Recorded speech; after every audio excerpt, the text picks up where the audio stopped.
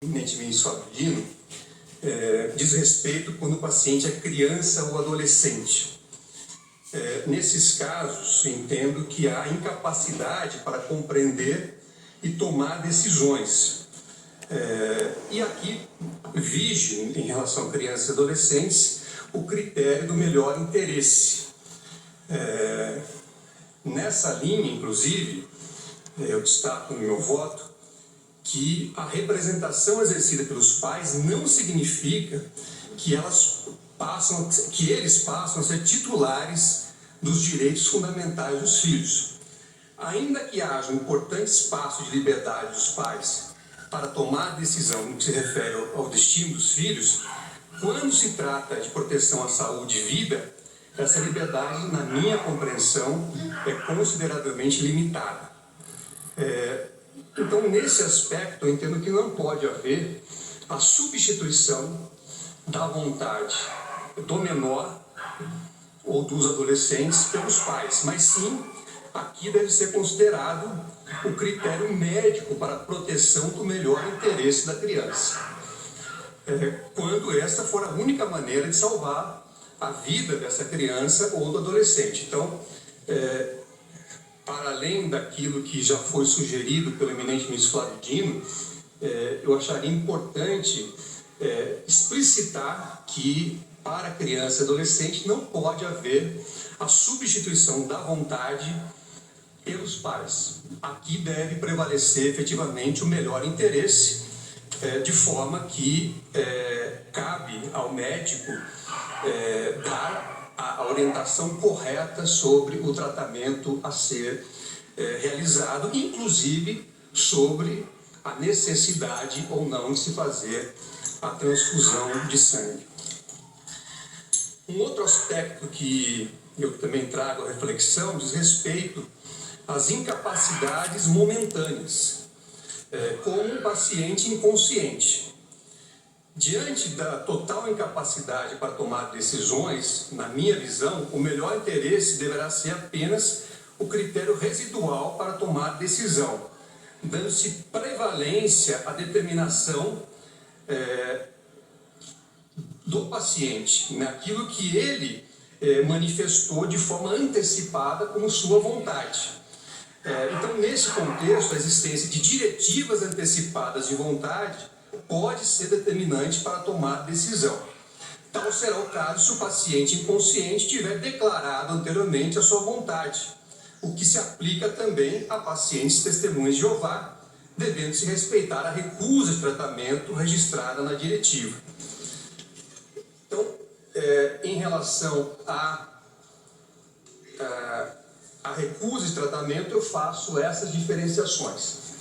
Pessoas maiores e capazes, crianças e adolescentes, uma outra situação, e aquele que não puder momentaneamente manifestar a sua vontade, por estar, por exemplo, inconsciente, deve prevalecer aquilo que tiver declarado anteriormente, e no caso de pacientes testemunhas de Jeová, se tiver essa demonstração prévia da sua posição, da sua compreensão, entendo que essa posição deve prevalecer.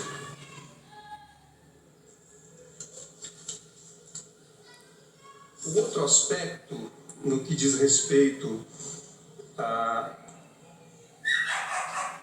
ao direito do paciente ao tratamento alternativo, eu também tenho a mesma compreensão de Vossa Excelência, senhor presidente, e acredito também a mesma compreensão do ministro Gilmar Mendes. Entendo que é direito do paciente testemunho de Jeová receber o tratamento alternativo, desde que esse tratamento esteja incorporado ao SUS. Eu até pergunto ao eminente ministro Gilmar Mendes se essa também é a conclusão de Vossa Excelência. Então, estou acompanhando integralmente esta... Perfeito. Porque, na verdade, a OMS ela faz a recomendação desse tratamento sem a transfusão de sangue, mas o SUS não incorporou na íntegra ainda esse protocolo sugerido pela OMS. Então, eu penso que neste momento o que nós podemos reconhecer é o direito ao tratamento alternativo, desde que esteja incorporado ao SUS. Também acho importante o aspecto que foi levantado pelo ministro Flávio Dino no que diz respeito ao médico. O médico efetivamente não pode obrigar o paciente, testemunha de Jeová, a fazer a transfusão de sangue. Mas também acredito que ele tem direito à objeção de consciência de não realizar o tratamento alternativo, se ele entender que, do ponto de vista científico ou filosófico, aquele não é o melhor tratamento. Então, eu penso que, em relação ao médico, também há que se reconhecer a objeção de consciência, inclusive lastreado na liberdade de consciência prevista no artigo 5º, inciso 6 da Constituição da República.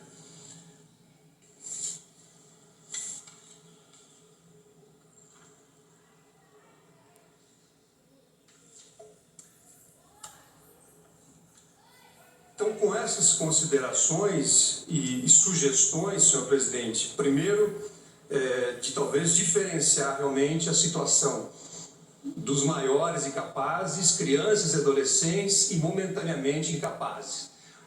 Acho que são 3 situações que precisam, talvez, serem definidas, inclusive em relação aos pacientes testemunhas de Jeová, para o tratamento alternativo. E com esses reforços também em relação ao médico, aquilo que o médico não pode fazer, que é obrigar a transfusão de sangue, mas também não pode ser obrigado a realizar o tratamento alternativo, eu estou acompanhando na íntegra Vossa Excelência e também o ministro Gilmar Mendes, para, no caso concreto, negar provimento ao recurso da União, interposto nos autos do recurso extraordinário 979-742, na demanda proposta por Elide Paula Souza. Em relação aos autos do recurso extraordinário 1.212.272, eu estou dando provimento ao recurso de Malvina Lúcia Vicente da Silva para reconhecer o seu direito de submeter-se ao procedimento médico pretendido sem assinatura de termo de consentimento com transfusão de sangue e utilização de hemoderivados. E em relação à tese também, seguindo o que foi proposto por Vossa Excelência e pelo eminente ministro Gilmar Mendes, mas com essas propostas que fiz ao longo da minha explanação. Esse é o voto, senhor presidente. Farei a juntada também declaração de voto, mas essa é a síntese do voto. Com alteração de tese, ministro? Na verdade, eu acho que seria importante diferenciar não só fazer referência a adultos e capazes, mas também a situação das crianças e adolescentes e aqueles que estejam momentaneamente impedidos de manifestar a sua vontade, como é o caso do paciente que está inconsciente. Na tese que Vossa Excelência propõe, na tese... Eu acho que poderia ser tratado no voto, eventualmente. Tinha combinado com o ministro Flávio Dino de colocar na emenda. Pode ser, pode ser. Perfeito. Agora, a criança e adolescente, sem dúvida, no tocante ao momentaneamente sentimento,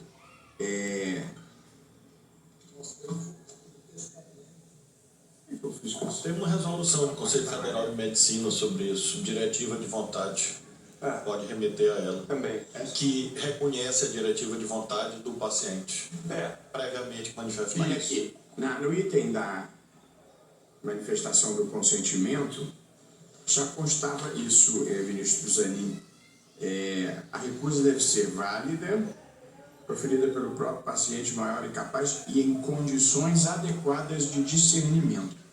É o ponto que Vossa Excelência observou. Isso. Então, resta a inclusão que o ministro Flávio tinha pedido. Talvez aquele que esteja momentaneamente incapacitado de fazê-lo deve prevalecer, na minha compreensão, aquilo que ele manifestou anteriormente. Essa é a minha opinião também, ministro Bob. Então, inequívoco aqui, ó. A recusa deve ser válida, proferida pelo próprio paciente maior capaz e em condições adequadas de discernimento. Livre, dada de forma voluntária e autônoma, sem qualquer tipo de coação, pressão ou incentivo. 3.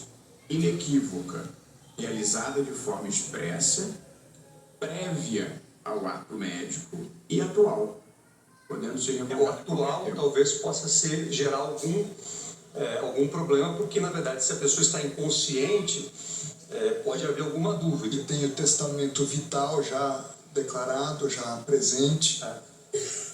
Qual é a sugestão de Vossa Excelência? A sugestão seria, nesse caso em que não é possível a manifestação atual, prevalecer a manifestação ou a posição que foi manifestada anteriormente, seja pela declaração ou carteira, por exemplo, que os pacientes testemunhas de Jeová portam usualmente, seja por outro tipo de documentação ou manifestação, ou até mesmo testemunha familiares que possam dizer com algum grau de segurança qual é a posição do paciente testemunha de Jeová. Presidente, para auxiliar a reflexão de Vossa Excelência, há uma resolução número 1995/2012 do Conselho Federal de Medicina que define diretivas antecipadas de vontade como conjunto de desejos prévio e expressamente manifestados pelo paciente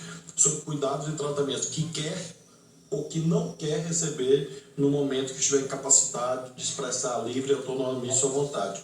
Talvez seja, quando da fixação da tese ou da ementa, porque é algo normatizado já e detalhado.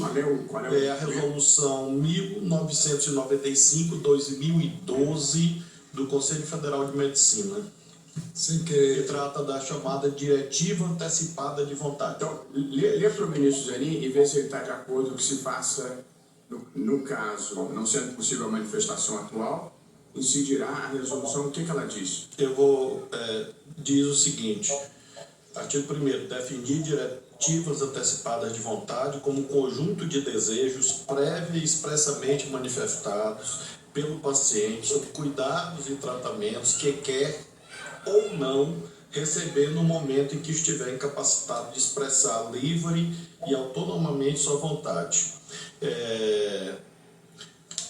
Aí diz expressamente: nas decisões sobre cuidados e tratamentos de pacientes que se encontram incapazes de comunicar-se, que é a hipótese, ou de expressar de maneira livre e independente suas vontades, o médico levará em consideração suas diretivas antecipadas de vontade. Então, na impossibilidade, prevalece a diretiva antecipada, caso ela exista, obviamente. Né? Então, você está de acordo com essa permissão, essa resolução? Pleno acordo.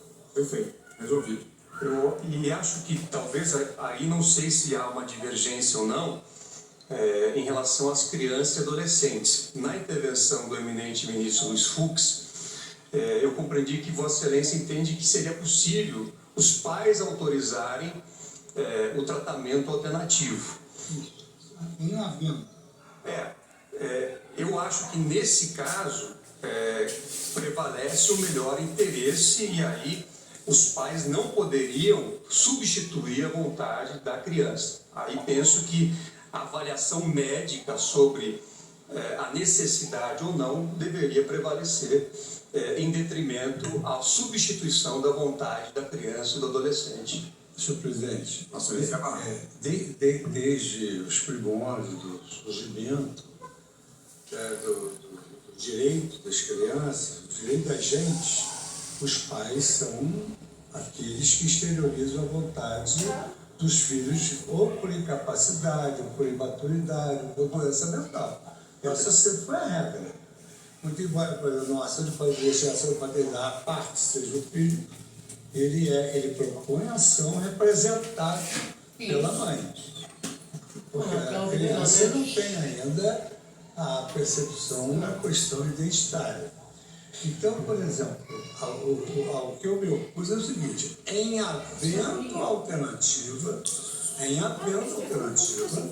os pais podem, assim como eles próprios, elegerem essa opção alternativa para os filhos também. Então, eu acho que tem uma solução fácil para isso. Quer dizer, em havendo alternativa igualmente eficaz, consoante avaliação médica, aí, Com essa avaliação médica, eu acho que seria possível, inclusive aí com anuência, mas acho que dentro do critério do melhor interesse, aí teria que haver essa avaliação médica explicitando qual é o tratamento que seria adequado. O que eu acho, assim, como as jurisprudências dos tribunais, elas têm um caráter exemplar, eu acho a ressonância dessa questão de que os médicos substituem o pai e a mãe diante da possibilidade de adoção de um tratamento alternativo, até para eles, pais e mães, isso é... Não é, acho que não é substituir. Não, o ministro Zanin quer diz dizer que para os que se filhos não avale a opinião de pai e mãe. Não, se o pai e a mãe podem dizer que querem o tratamento alternativo pela criança. Isso dependerá de confirmação médica de que isso é adequado. Em havendo confirmação médica, prevalece a vontade dos pais. E como se dá... Se o médico disser que isso não é adequado o suficiente, aí prevaleceria o melhor interesse da criança. É isso que diz a ministra Zanin. Bom, eu particularmente acho que quem avalia o melhor interesse da criança, Talvez a gente, pai da criança. talvez essa questão não estava posta. Eu, pelo menos, fiz questão de dizer que não estava tratando do tema da Criança, né? da criança, do menor. A mim me parece que isso A é... tese minimalista da menos margem. A verdade verdadeira é que esse debate não está posto aqui. Isso, não... Porque aqui é maior e capaz. Ele está posto por via reflexa, né? Porque na hora que nós dizemos maior e capaz, é claro que nós estamos excluindo as crianças e adolescentes. A questão se explicita ou não exclusão, mas que está excluído está, é inequívoco. Acho que reina consenso, inclusive, em relação a isso.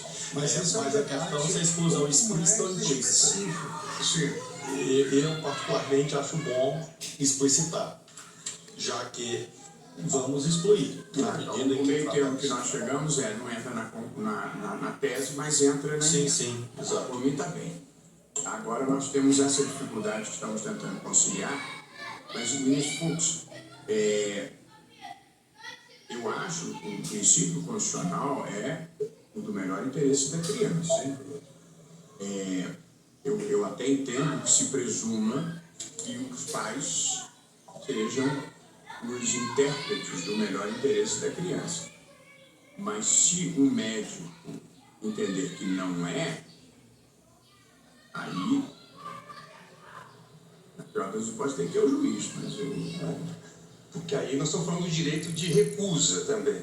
E talvez entendo que os pais não podem exercer esse direito em substituição à criança e adolescente,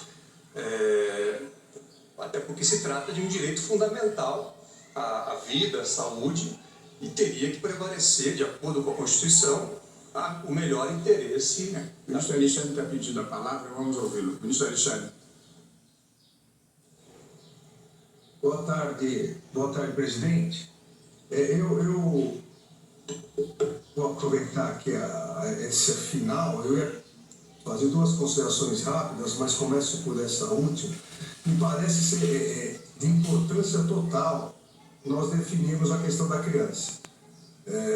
Da criança, do adolescente, porque em que pese o caso concreto não tratar disso, se nós deixarmos uma dúvida em relação a isso, vão surgir decisões diversas, e nós sabemos que esse é um grande problema, se é possível ou não os pais substituírem a vontade do médico, da criança, numa questão de transfusão de sangue, por exemplo. Então, eu já antecipo, vou votar no meu momento, mas que eu realmente entendo que não deveria nem constar só na ementa, acho que deveria constar na tese. Porque se não contrário o senso, obviamente fica, se maiores e capazes podem, e nós deixarmos em aberto, poderia dar um problema. A segunda consideração que faço, presidente, mas agora parece já resolvida pelos debates, Essa questão que o ministro Zanin colocou consta na Convenção de Oviedo, que a União Europeia adota para a questão de intervenção no domínio de saúde, nas situações de emergência. O artigo 8º da Convenção de Oviedo diz que quando devido a uma situação de emergência não for possível obter o consentimento adequado, qualquer intervenção medicamente necessária pode ser realizada imediatamente em benefício da saúde do indivíduo em questão. Mas a preocupação também colocada, não só pelo ministro Zanin, como pelo ministro André, consta também no artigo 9º da Convenção de Oviedo, seriam os desejos previamente expressos. Serão tidos em conta os desejos previamente expressos relativamente a uma intervenção médica por um doente que no momento da intervenção não se encontre em condições de expressar os seus desejos. Essa questão me parece foi bem resolvida agora, mas eu gostaria de dar essa contribuição. E uma última questão que eu gostaria de saber qual foi o voto no sentido do ministro Zanin, porque o ministro Flávio Dino, ao votar, colocou a questão do tratamento alternativo, que deve ser um direito a todos, uma vez incorporado ao SUS, essa previsão, o ministro Zanin ressaltou agora, o ministro Gilmar havia dito, mas colocou também a questão do custeio.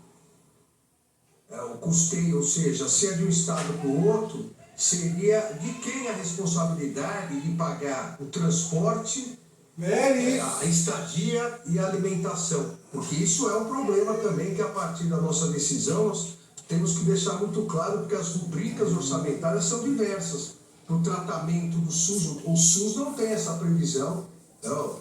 Nem o estado que vai receber, nem o estado que vai enviar tem essa previsão. A minha dúvida, ministro Zanin, no seu voto, no voto de Vossa Excelência, também inclui o custeio colocado pelo ministro Flávio Dino. Obrigado, presidente. Senhor presidente, só para auxiliar nessa colocação do ministro Alexandre, eu tenho aqui a informação que a acomodação de recursos à transfusão de sangue mostra-se razoável, porque o SUS é capaz de adaptar a oferta do serviço de saúde às necessidades religiosas em debate, considerando inclusive que o sistema público já contempla alternativas ao procedimento transfusional tradicional, bem como possui um programa de tratamento fora do domicílio, TFD-SUS, que possibilita que o atendimento seja realizado, inclusive em localidade de outro estabelecimento técnico materialmente mais habilitado. Quer dizer, nós estamos nos preocupando com o SUS quando o SUS já resolveu o problema. E também, eu não sei se foi Vossa Excelência que fez uma avaliação quantitativa, não? Não, a questão do custeio é o objeto da ação, é o objeto da 977. Presidente, como eu tinha lembrado, há um programa de tratamento fora do domicílio do Ministério da Saúde, portaria SAS 55, portanto, isso é respondido.